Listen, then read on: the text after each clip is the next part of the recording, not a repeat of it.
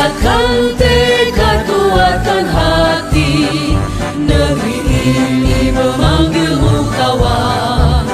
Belajar, bergerak, berbagi untuk negeri. Guru penggerak, majukan pendidikan. Guru penggerak menghamba pada murid. Kreatif, rancang pembelajaran. Hargai potensi, tingkatkan prestasi. Lahirkan profil pelajar Pancasila. Belajar, bergerak, berbagi untuk negeri. Kita menjalin kolaborasi. Belajar, bergerak, berbagi untuk negeri. Demi bakti pada Ibu Pertiwi.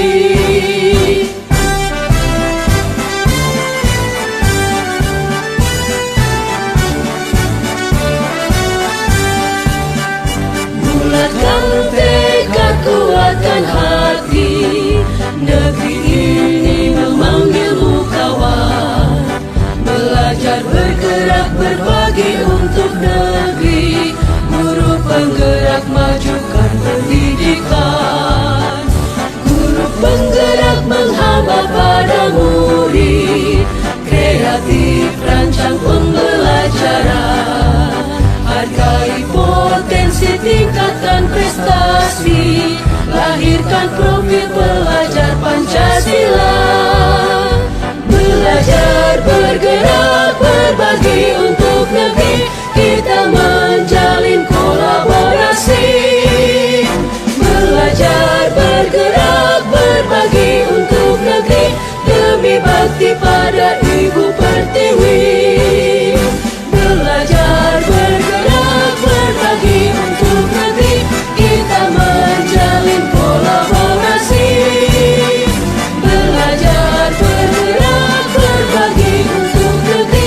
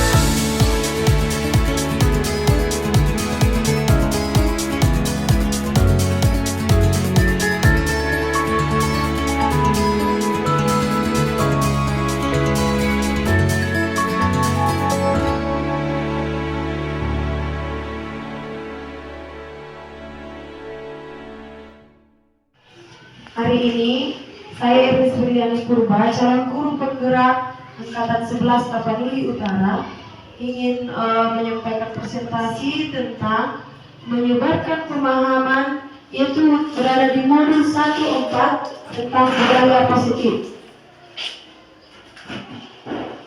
Penyebaran pemahaman dan pengalaman penerapan budaya positif di SD Negeri 173388 Dulu Seribu, yaitu mari belajar bersama, berkolaborasi, saling mendukung demi terwujudnya budaya disiplin positif di SD Negeri 173388 Dulu Seribu. Tujuan dari pembelajaran penyampaian pemahaman ini yaitu yang pertama menyampaikan pemahaman tentang konsep budaya positif, lalu yang kedua membagikan pengalaman dan pembelajaran penerapan budaya positif. Refleksi sejenak. Coba kita amati lingkungan sekolah kita sendiri saat ini. Bagaimana suasananya? Bagaimana murid-murid saling berinteraksi? Bagaimana guru saling bertegur sapa? Bagaimana guru menyapa murid? Bagaimana guru menyelesaikan suatu permasalahan atau konflik antar murid? Suasana atau budaya yang berkembang di sekolah kita saat ini secara tidak langsung menjadi cermin dari tujuan mulia atau nilai-nilai yang sekolah kita anut dan yakini selama ini. Bentuk itulah menciptakan lingkungan positif. Agar terbentuk suatu budaya positif adalah suatu proses perjalanan pendidikan yang harus kita jalani, karena ini merupakan tanggung jawab kita sebagai seorang pendidik, sebagai seorang pemimpin pembelajaran. Suatu lingkungan yang aman dan nyaman akan memberikan murid kesempatan dan kebebasan untuk berproses, belajar, membuat kesalahan, belajar lagi, sehingga mampu menerima dan menyerap suatu pembelajaran. Perlu diingat, selama seseorang merasakan tekanan-tekanan dari lingkungannya, maka proses pembelajaran akan sulit terjadi. Dan salah satu tanggung jawab kita sebagai pendidik adalah menghilangkan atau mencabut gangguan-gangguan yang menghalangi proses perkembangan potensi murid. Konsep utama modul budaya positif ada 7. Yang pertama, perubahan paradigma belajar. Yang kedua, disiplin positif. Yang ketiga, kebutuhan dasar manusia. Yang keempat, motivasi manusia, motivasi perilaku manusia. Yang kelima, posisi kontrol restitusi. Yang keenam, keyakinan kelas. Dan yang ketujuh, segitiga restitusi. Kita bahas satu-satu. Perubahan paradigma belajar. Ini termasuk yaitu kegiatan kepala tangan. Bayangkan di tangan Bapak Ibu ada sesuatu yang sangat berharga. Genggam benda itu, benda tersebut dengan segala daya. Buatlah sebuah kepalan. Teman Anda akan mencoba dengan sekuat tenaga dengan berbagai cara untuk meminta Anda memberikan benda tersebut. Apa yang akan terjadi jika kita menghafal sesuatu yang sangat berharga? Contohnya kita kebalang sebuah emas yang sangat berharga buat kita, dan teman kita berusaha membukanya dan mengambilnya. Apa yang kita lakukan? Kita akan genggam terus benda itu di dalam kepala kita agar teman kita tidak mampu mengambilnya. Begitu juga dengan yang terjadi di kelas. Kalau kita sudah membuat suatu metode atau tindakan di kelas, kita harus menghafalnya, membuat metode itu berhasil dan sesuai keinginan kita. Begitu. Kalaupun ada gangguan-gangguan dari yang lain, dari siswa atau dari guru lain, atau suhina kan? Ada gangguan itu, kita harus tetap terfokus pada motivasi kita kalau kita bisa melakukan metode itu di kelas kita. Begitu Bapak Ibu.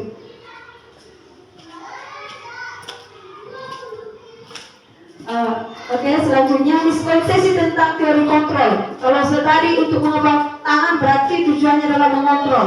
Ada miskonsepsi, yaitu kesalahpahaman tentang teori kontrol ini. Yang pertama, ilusi guru mengontrol muridnya. Lalu yang kedua, ilusi bahwa kritik dan membuat rasa bersalah mampu menguatkan karakter. Yang ketiga, ilusi bahwa semua penguatan positif efektif dan bermanfaat. Yang keempat, ilusi bahwa orang dewasa berhak memaksa. Yang ini yang sering terjadi. Kalau kita sebagai orang dewasa di dalam ruangan kelas, kita sering memaksakan siswa kita itu agar bisa. Padahal itu adalah miskonsepsi terhadap teori mengontrol siswa di ruangan. Bisakah kita mengontrol seseorang?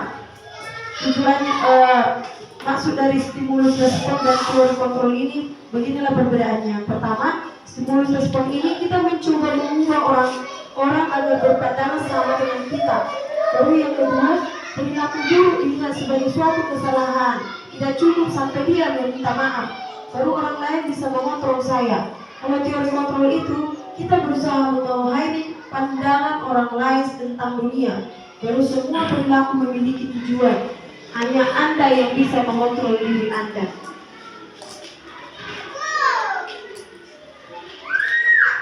Oke, disiplin positif. Dalam budaya kita, makna kata disiplin dimaknai menjadi sesuatu yang dilakukan seseorang pada orang lain untuk mendapatkan kepatuhan. Kita cenderung menghubungkan kata disiplin dengan ketidaknyamanan. Disiplin positif merupakan salah satu cara penerapan disiplin yang bertujuan untuk menumbuhkan kesadaran serta memberdayakan anak untuk melakukan sesuatu tanpa sogokan, ancaman maupun hukuman. Disiplin positif merupakan unsur utama dalam terwujudnya budaya positif yang dicita-citakan di sekolah-sekolah. Disiplin berkonotasi dengan disiplin diri, yaitu mempelajari bagaimana cara kita mengontrol diri dan bagaimana menguasai diri untuk memilih tindakan yang mengacu pada nilai-nilai yang kita hargai. Baru pendidik bertujuan untuk menciptakan anak-anak yang memiliki disiplin diri sehingga bisa berperilaku dengan mengacu pada nilai-nilai kebajikan universal dan memiliki motivasi intrinsik bukan ekstrinsik. Konsep disiplin identitas gagal. Hukuman dan penghargaan merupakan konsep disiplin identitas gagal. Kenapa? Karena hukuman cenderung menyakitkan, baru cenderung tidak nyaman, baru ada rasa takut, memaksa, baru murid menyembunyikan kesalahan atau kadang berbohong. Baru kalau penghargaan itu dilakukan menjadikan siswa itu tidak efektif, merusak hubungan atau sifat iri dan menghukum dengan sistem ranking. Konsep disiplin yang identitasnya berhasil ada dua, yaitu membuat konsekuensi dan membuat restitusi. Bagaimana konsekuensi ini? Yaitu penguatan jangka pendek, baru perlu monitoring, murid menghormati peraturan, kehilangan waktu merenungi kesalahan. Restitusi itu yaitu murid bertanggung jawab atas perilakunya, fokus pada pemecahan masalah jangka panjang, murid menghormati dirinya dan orang lain, murid bersemangat memperbaiki kesalahan.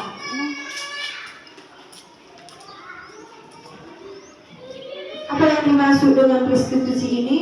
Restitusi adalah proses menciptakan kondisi bagi murid untuk memperbaiki kesalahan mereka sehingga mereka bisa kembali pada kelompok mereka dengan karakter yang lebih kuat. Ini menurut dosen 2004. Ciri-ciri dari restitusi ini, yang pertama, restitusi bukan untuk menebus kesalahan, namun untuk belajar dari kesalahan.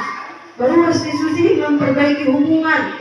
Restitusi juga ada tawaran, bukan paksaan. Restitusi menuntun untuk melihat ke dalam diri, yaitu diri siswa itu, dan menguatkan dan fokus pada solusi.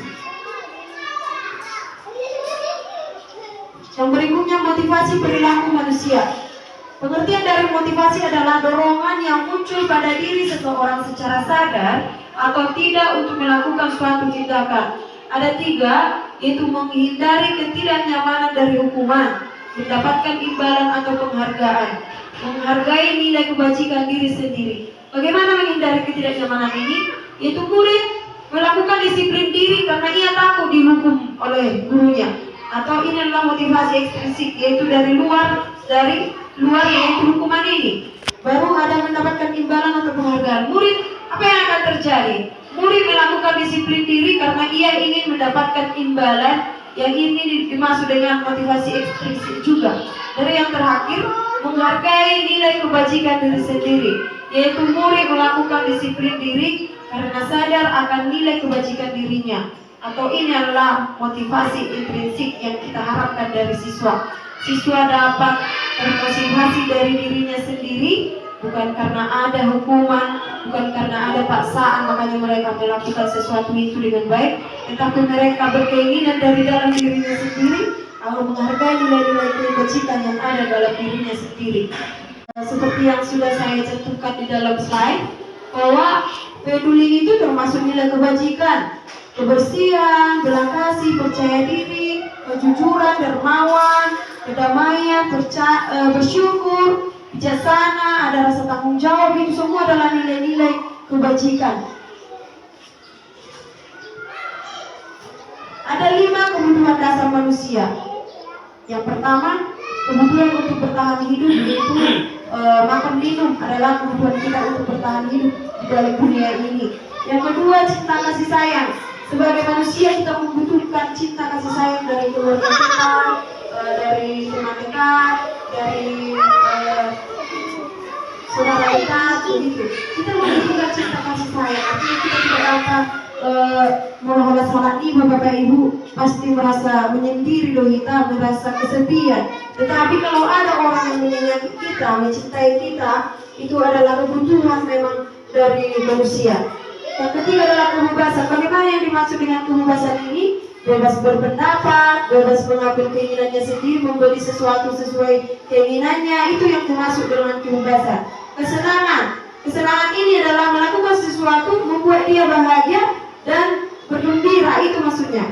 Kalau kekuasaan itu power, yaitu bagaimana dia menggenggam sesuatu itu sesuai keinginannya. Ya. Itu adalah 5 kebutuhan dasar manusia. Baru ada lagi 5 posisi kontrol restitusi. Yang pertama penghukum, yang kedua pembuat rasa bersalah, yang ketiga sebagai teman, yang keempat pemantau, yang kelima manajerial. Ini adalah posisi guru ketika ini adalah pembagian dari bagaimana perbuatan guru ketika posisinya sebagai penghukum. Guru berbuat menghardik, menunjuk-nunjuk, menyakiti, menyindir. Apa hasilnya? Siswa itu memberontak, menyalahkan orang lain, atau bahkan berbohong. Siswa berkata, biarkan saja, nanti juga marah-marah lagi. Akibatnya pada siswa yaitu mengulangi kesalahannya lagi. Kalau kita berposisi sebagai pembuat rasa bersalah, guru berbuat, berceramah dan mengatakan seharusnya kamu begini, seharusnya kamu begitu. Apa hasilnya? Siswa menyembunyikan, menyangkal, atau bahkan berbohong terhadap kesalahannya. Baru siswa berkata, maafkan saya. Hanya berkata maaf, tetapi dia hanya merasa, akibatnya siswa merasa rendah diri. Kalau kita membuat siswa itu merasa bersalah. Kalau kita berposisi sebagai teman, guru membuat alasan-alasan untuk siswanya agar dan bertingkah ramah dan membela. Apa hasilnya? Siswa menjadi ketergantungan kepada kita. Siswa berkata, saya pikir bapak ibu teman saya ternyata begitu. Kalau ketika kita memarahi siswa, padahal dia sudah menganggap kita sebagai teman, dia akan berucap seperti ini. Uri penolong aku bapak ibu, uri penolong aku ibu, ternyata sama dok, dan sama nido, ibu kita, begitu caranya. Kalau akibatnya pada siswa akan terlihat lemah dan tidak mandiri. Kalau posisi kita sebagai pemantau, guru berbuat menghitung dan mengukur, menghitung perbuatan siswa, mengukur perbuatan siswa. Hasilnya apa? Menyesuaikan diri bila diawasi. Artinya melarang guru di bangsa kelas siswa ini berbuat baik. Karena kita dipantau, karena siswanya dipantau oleh gurunya. Siswa berkata, berapa banyak poin yang saya peroleh, berapa halaman yang harus saya tulis. Sering terjadi ini di ruangan kelas kita bapak ibu. Siswa itu datang dan bertanya, berarti ada batasan dari pekerjaan ini. Jarang sekali siswa itu berbuat melebihi keinginannya. Mereka mengerjakan sesuai yang kita tentukan. Akibat daripada siswa menitik beratkan pada akibat atau hadiah yang diberikan oleh guru. Kalau kita berposisi sebagai manajer, guru berbuat mengajukan pertanyaan-pertanyaan pemandu. Hasilnya apa? Penguatan pribadi. Siswa berkata, bagaimana cara saya bisa memperbaiki keadaan? Kalau misalkan siswa itu membuat kesalahan, dia akan mencari solusi dari kesalahannya. Akibat pada siswa mengevaluasi diri sendiri, bagaimana cara memperbaiki diri. Begitu contoh-contoh pembagian posisi guru dan apa perbuatan, apa hasilnya, dan siswa berkata apa dan apa akibatnya pada siswa. Contoh penerapan kasus murid tidak mengerjakan PR. Kalau kita berposisi sebagai pembuku, yang kita katakan kepada siswa, kerjakan PR-mu di tengah lapangan, kerjakan PR-mu sampai habis halaman ini, atau kalian keliling lapangan, itu posisi pembuku. Kalau kita membuat kepada siswa pembuat rasa bersalah, bu guru kecewa sama kamu, berapa kali lagi kamu akan ulangi hal ini, berapa kali lagi kamu akan tidak mengerjakan PR. Itu membuat rasa bersalah, menyebabkan siswa merasa rendah diri, disalahkan. Nah, kalau posisi kita sebagai teman, ayolah besok harus tertib lagi ya, kali ini tidak apa-apa kamu salah. Artinya mereka menjadi ketergantungan, enggak marahnya ibu itu, enggak marahnya bapak itu. Kalau kita berposisi sebagai pemantau, hal apa yang kamu langgar? Kita tanya siswa itu, hal apa yang kamu langgar? Masa naik dihukum mau, halnya harus naik. Tidak mengerjakan tugas, tidak mengerjakan PR. Kalau tidak mengerjakan PR, apa yang terjadi? Hukum ibu, ngapain? Berdiri di depan kelas. Artinya dia tahu konsekuensi dari tindakannya tidak mengerjakan PR. Kalau kita sebagai pemantau, kita tanyakan dulu siswanya hal apa yang dia lakukan sehingga dia dipanggil ke depan. Baru kalau kita berposisi sebagai manajer, beginilah pertanyaannya. Apa kamu tahu kesalahanmu? Kita tanya siswanya, tidak tahu kan? Kebanyakan siswa tidak tahu kesalahannya, kenapa dipanggil. Baru kira-kira bagaimana cara memperbaiki kesalahan ini, dia juga tidak tahu cara memperbaikinya. Kalau kita bermanajer dengan dia akan berpikir, kalau saya tidak mengerjakan tugas, kalau saya dipanggil berarti posisi dalam kelas, ini adalah waktunya ibu mengerjakan tugas. Saya tidak mengerjakan tugas, pasti itu jawaban dia. Baru kira-kira bagaimana cara memperbaiki kesalahan ini? Kalau saya tidak mengerjakan tugas, berarti saya harus menebusnya dengan bagaimana? Ditanyakan siswa itu, ibu bikinlah tugasku lagi, biar bisa ku tebus kesalahanku tentang tidak mengerjakan tugas tadi.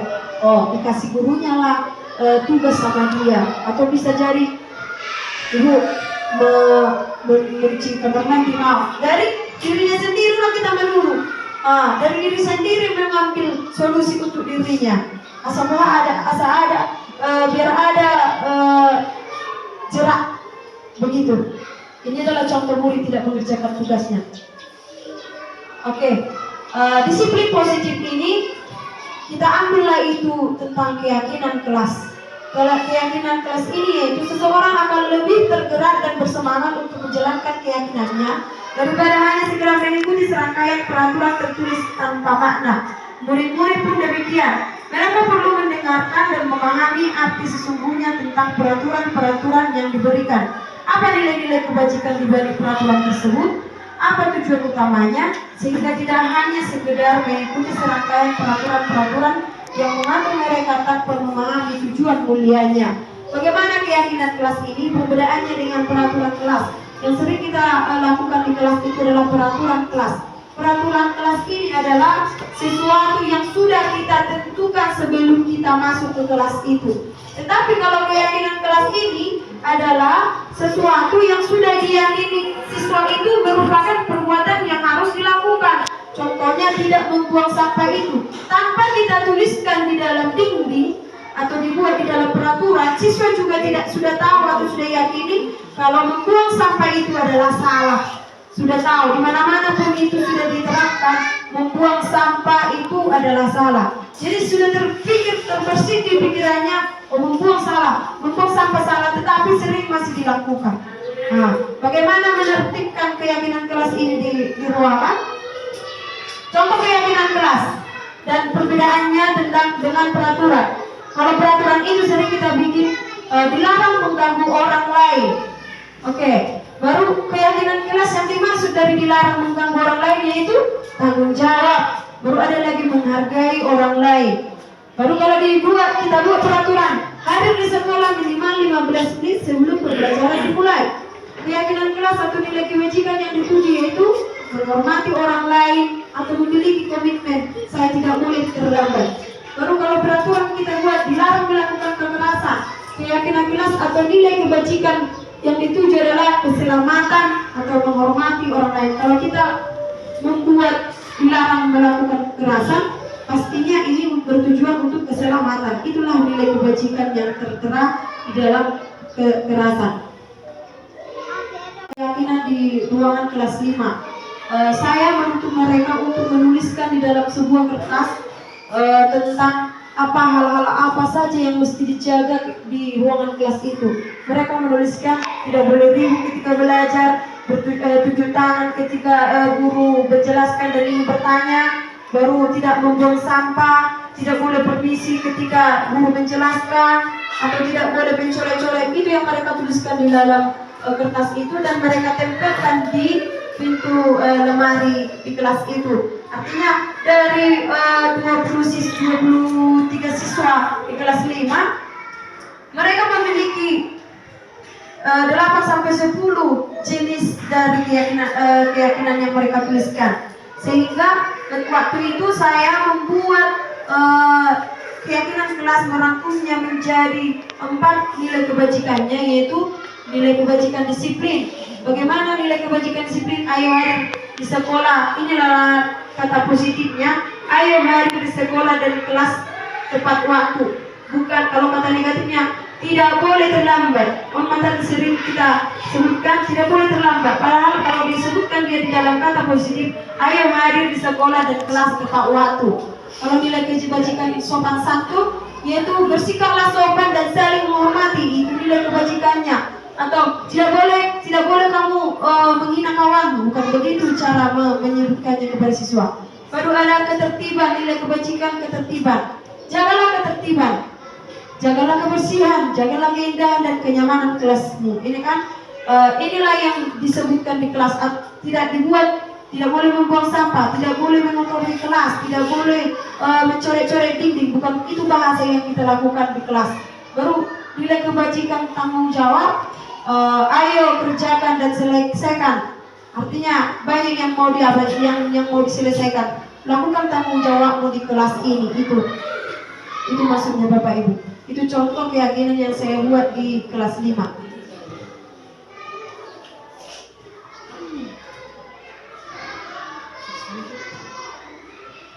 Oke, ini adalah respon tentang keyakinan kelas yang saya buat di kelas 5. Jaringan, oh enggak.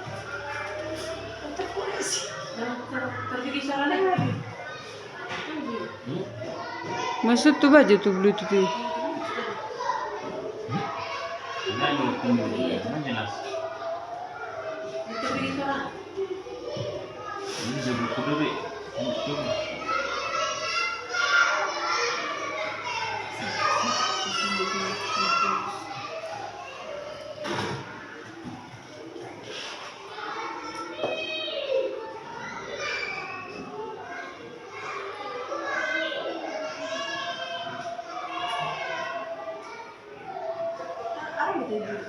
Blue BLU.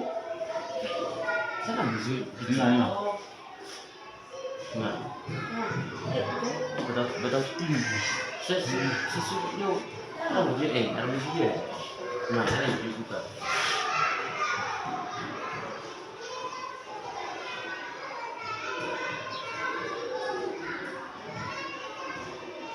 Nah, ini oke. Naik di kecepatan. Mana?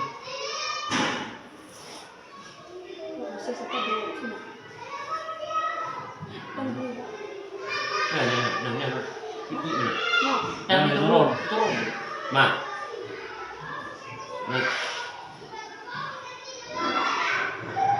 Aile tok zaman dahulu.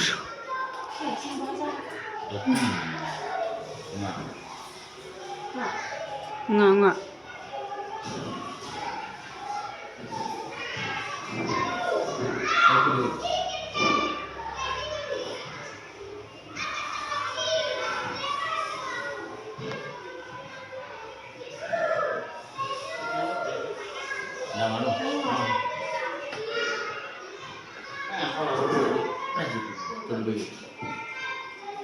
Ini lagi di mana? Ini lagi kumpul. Ini lah. Saya senang hadirkan dengan keyakinan dapat membuat kelas aman. Saya senang karena keyakinan kelas membuat kelas menjadi tertib. Itu merupakan sampel yang saya ambil dari siswa kelas 5 tentang bagaimana respon mereka, perasaan mereka setelah dilakukannya keyakinan kelas di kelas itu. Ada di sini yang dimaksud dengan segitiga restitusi. Restitusi adalah proses menciptakan kondisi bagi murid untuk memperbaiki kesalahan mereka sehingga mereka bisa kembali pada kelompok mereka dengan karakter yang lebih kuat. Ada 3, yaitu yang pertama validasi tindakan yang salah, yang kedua menyanyikan keyakinan, baru yang ketiga stabilitas dan identitas. Ini adalah contoh dari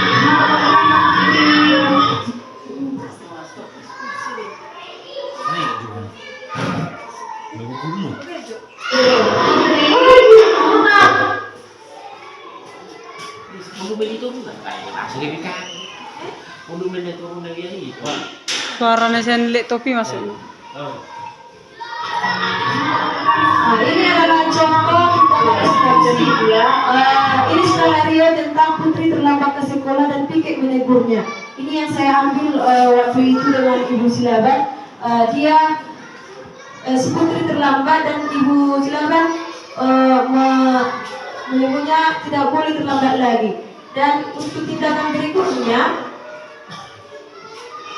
setelah si putri beberapa kali terlambat, contoh kita sudah memperhatikan siswa yang sering terlambat, sering tidak mengerjakan tugas. Setelah si putri tidak sering terlambat, pastinya ibu pikir melaporkan kepada wali kelasnya. Dan ketika di sini dipanggillah si putri secara pribadi untuk menanyakan apa kendalanya, kenapa sering terlambat. Ternyata di dalam alasan si putri, dia itu menyebutkan Kamu tahu kalau yang panggil ke sini? Tidak tahu. tadi ada kewajiban tiket kalau putri untuk sekolah, jadi itu Pak putri. Kenapa putri tidak datang sekolah?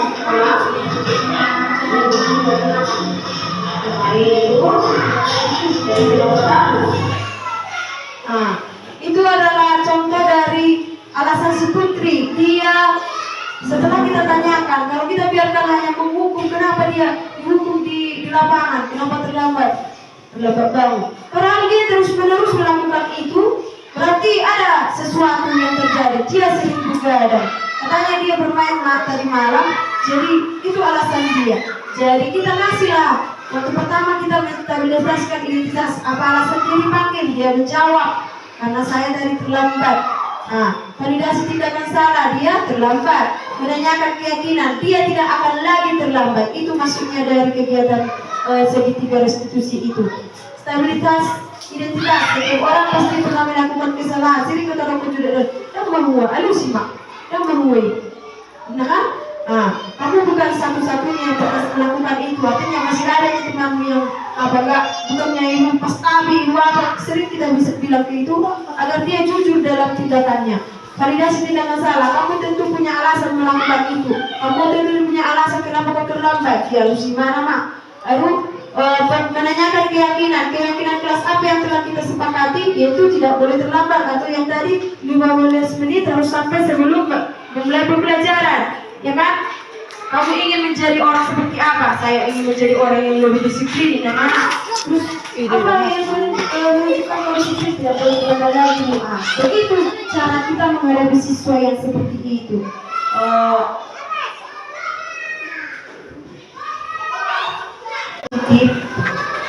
Harapan kami sebagai guru penggerak, kenapa ini dibuat sebagai aksi nyata di dalam guru penggerak?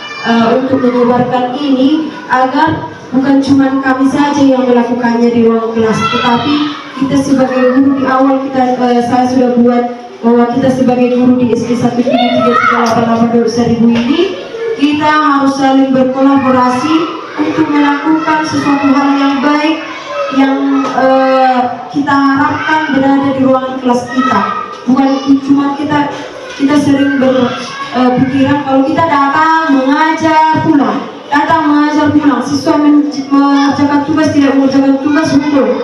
Begitu yang terbiasa kita lakukan. Sebenarnya guru penggerak ini Bapak Ibu hanya program, tetapi sebelum ada pun kami yang guru penggerak ini sudah beberapa di sini sudah melakukannya tanpa sadar, tanpa disuruh, tanpa ada program ini. Memang ini sudah alami kita lakukan, tapi tanpa kita sadari bahwa itu adalah segitiga restitusi. Setelah saya terangkan tadi ini, pernahnya aku sebutkan itu sama Syeduna, pasti ada dalam hati Bapak Ibu, pernahnya ini kulaksanakan, pernahnya, berarti yang dimaksud dengan tindakanku menanyakan ini kepada siswa itu berarti adalah keyakinan kelas tanpa kita sadari itu Bapak Ibu kita laksanakan. Jadi kalau misalnya kami buat ini sebagai bahan praktek dijantumkan di dalam PMN itu, ini bahan praktek dan ini akan kami upload nanti kepada bukti karya di dalam PMM. Memang ini adalah tugas saya Bapak Ibu sebagai tugas, tetapi saya harapkan ini juga kita terapkan di dalam lingkungan kelas kita, lingkungan sekolah kita, bagaimana untuk menciptakan lingkungan sekolah kita ini menjadi lebih baik. Kalau ada pertanyaan dari Bapak Ibu guru yang mau menanyakan sesuatu untuk memperjelas tentang penjelasan saya atau ingin menambah memberikan masukan, saya terima, saya buka dengan pertanyaan-pertanyaan dari Bapak Ibu guru. Pak Helma tuh sih.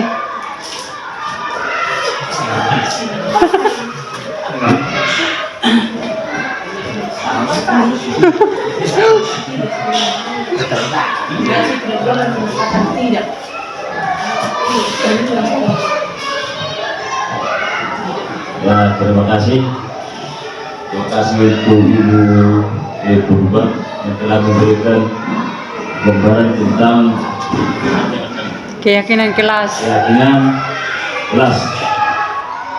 Dari para ibu tadi, Bapak Ibu guru tadi sudah menjelaskan tentang bagaimana menjaga tindakan yang nantinya bisa kita ubah dari sebelumnya perbuatan atau tindakan sudah kita lakukan terhadap siswa kita di sekolah ini. Yang kami ingatkan tadi mengenai yang paling pokok tadi mengenai tentang pemberian hukuman kepada siswa. Mungkin nanti bisa kami terapkan, karena selama ini memang sudah yang sering kita lakukan adalah banyak dari yang memberikan hukuman dengan cara mungkin kurang tepat sesuai dengan yang telah dipaparkan tadi. Mudah-mudahan kedepannya nanti bisa kita laksanakan bersama-sama. Terima kasih.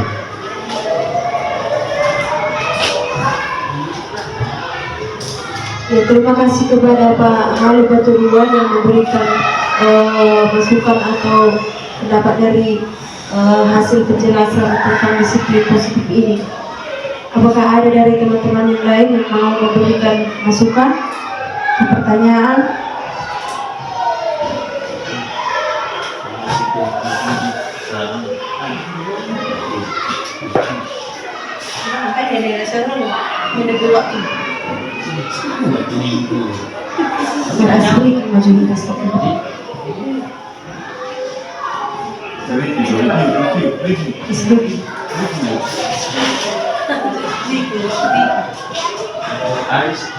Saya suatu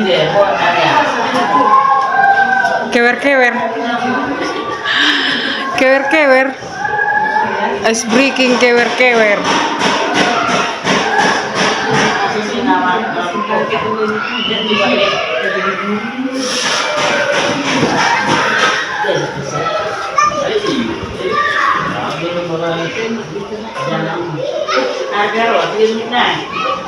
liling now nih bisa tengok Jumat.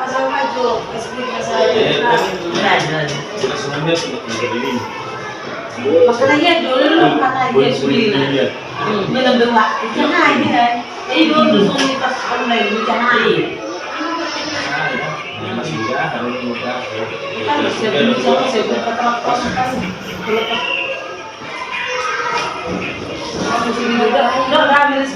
Sudah matong. Tijang.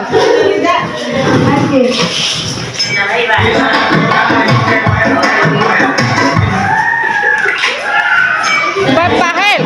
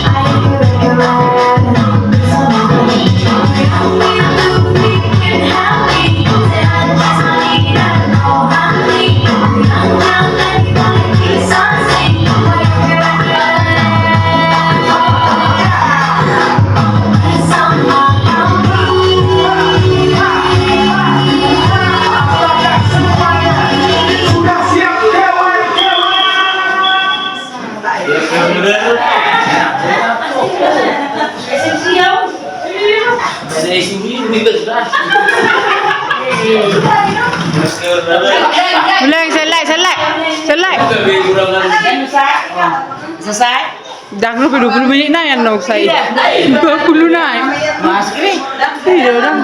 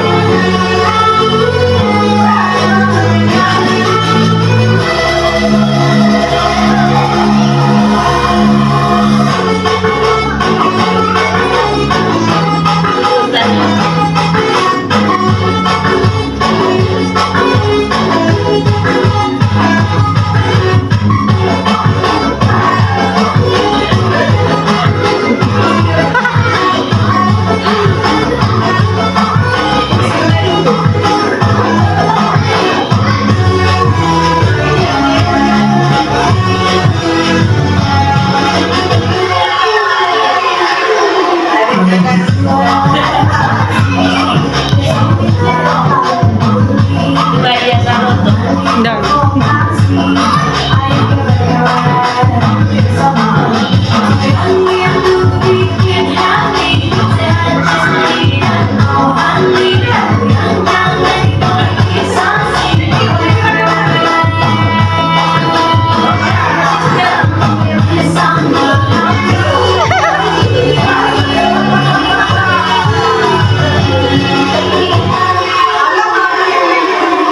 Habis.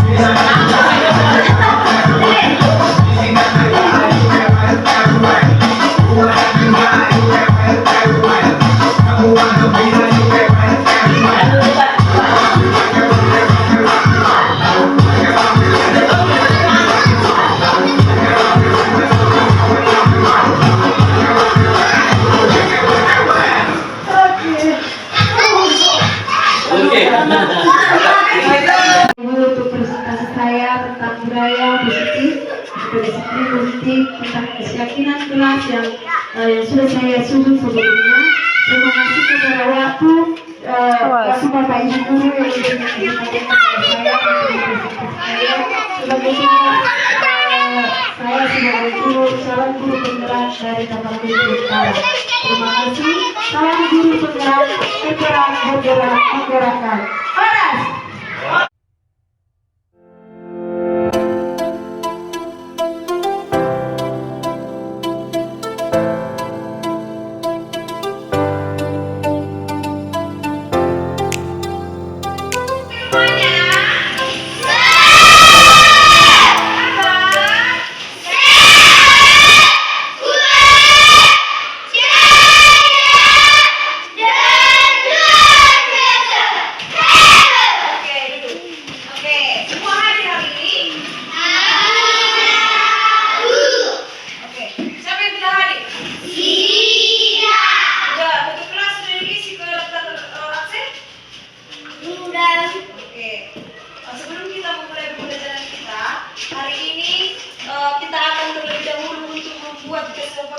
Keyakinan kelas.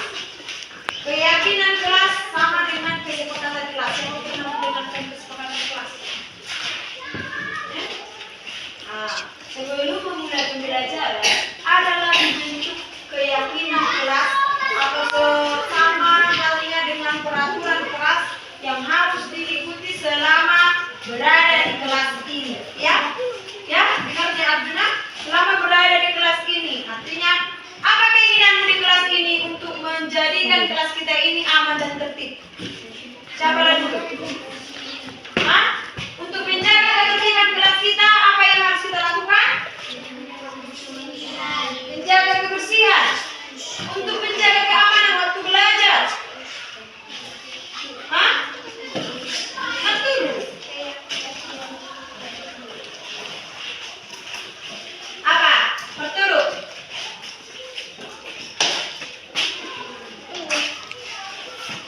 Sudah. Cuci tangan lah. Apa yang mau kita buka di kelas ini yang harus kau ingat untuk menjaga ketertiban kelas kita? Apa? Apa lagi? Tidak membuang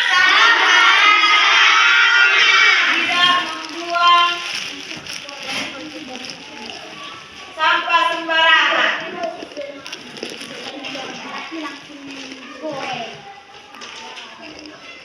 Oke, sekarang ini masih dua ya.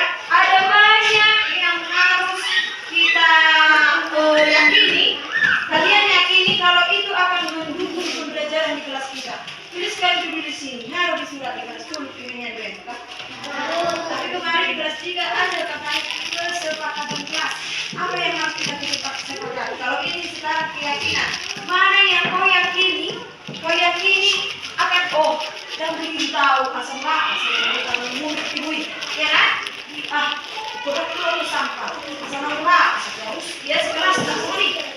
Kalian tuliskan dulu, tuliskan namanya dan dua nanti kita tuliskan di ya.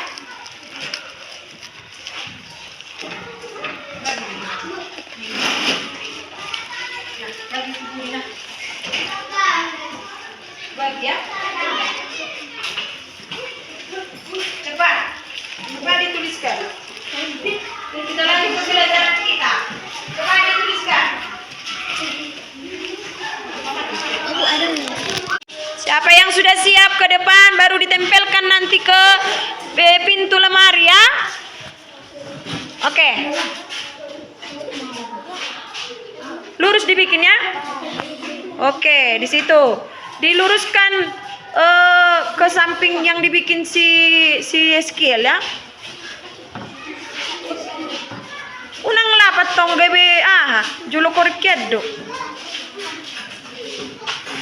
Unang osos nih pulpemian nong lurus bikin ya. 5 di atas. Satu lagi di samping si Justin.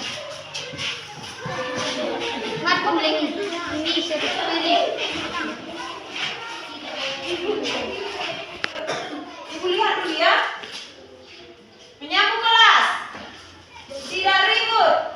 Harus menghargai guru yang sedang menjelaskan. Tidak ribut. Tidak membuang sampah. Tidak mengganggu teman. Tidak membuang sampah. Dari beberapa yang sudah menulis, semua sudah menulis.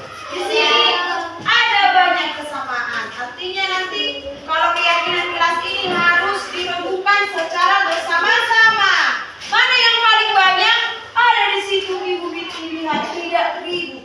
Artinya kalau guru menjelaskan tidak boleh ribut. Tetapi untuk kata-kata positifnya, kata tidak boleh itu di dalam ruangan.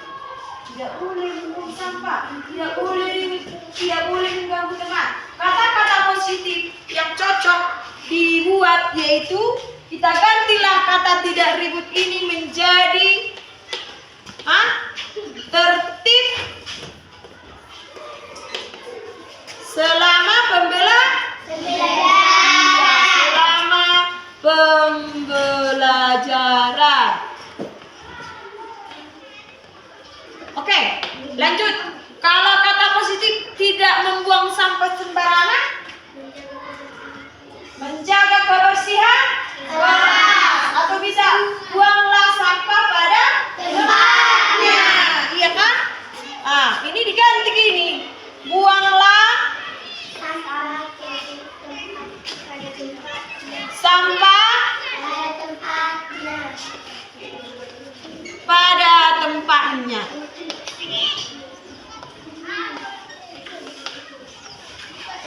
Oke, seperti itulah keyakinan kelas ini harus selalu diingat dan diikuti setiap saat.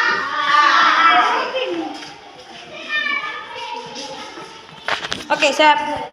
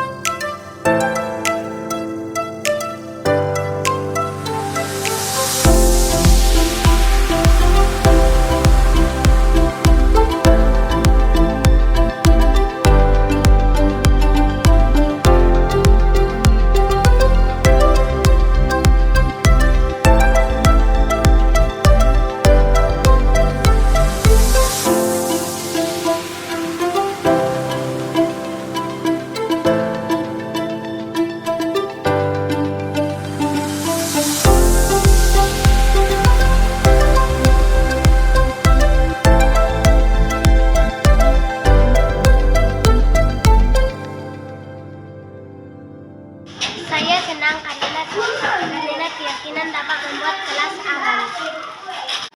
Saya senang karena keyakinan kelas membuat kelas menjadi tertib. Saya bahagia. Saya merasa bahagia. Saya merasa senang.